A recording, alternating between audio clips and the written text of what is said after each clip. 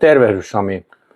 Mitä mieltä sä olet nyt, kun meillä on valittu uusi kaupunginjohtaja, niin mitä uuden kaupunginjohtajan tehtäviin kuuluu? No kaupunginjohtajalla on paljon tehtäviä ja mun mielestä kaupunginjohtaja pitää olla vähän kuin yritysjohtaja. Et kaupunginjohtajahan ei ole mikään pelkkä henkilöstöjohtaja, niin kuin ehkä jotkut on vähän ajatellut, vaan kaupunginjohtaja on koko konsernin pomo. Kaupunginjohtaja on tavoitteellinen, se asettaa eri kaupungin osa-alueille tavoitteet, tehtävät, niitä seurataan. Kaupunginjohtaja on tietenkin kaupungin kasvot ulospäin, markkinointikin kuuluu tehtäviin ja niin edelleen.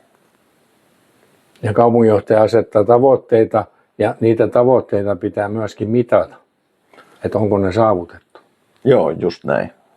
Ja sehän on tosi tärkeää, että tiedetään mitä ollaan tehty ja miten me ollaan päästy niihin tavoitteisiin. Ja sitten kun se tulokset on tullut, niin sitä jatketaan sitä kuvioa ja koitetaan parantaa.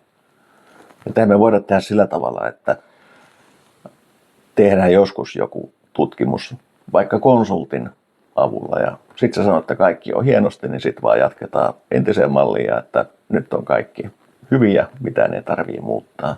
Kyllä, ja virheistä täytyy oppia. Joo. Ja ne ehdottomasti täytyy käydä läpi, mitä on tehty väärin. Mutta mä oon ainakin tosi tyytyväinen siihen, että nythän meillä on valittu hyvä kaupunginjohtaja. Ja hän nimenomaan on tämmöinen elinkeinoelämän osaaja muun muassa. Hän on hyvä ihmisten kanssa, henkilöstön kanssa. Hänellä on hyvät kasvot, mitä näyttää muualle. Ja hän tulee toimia hienosti meidän kaupungin tukena. Kyllä, ehdottomasti. Että ainakin mä odotan mielenkiinnolla yhteistyötä ja mä oon ihan varma, että nämä asiat menee nyt hyvin. Kyllä.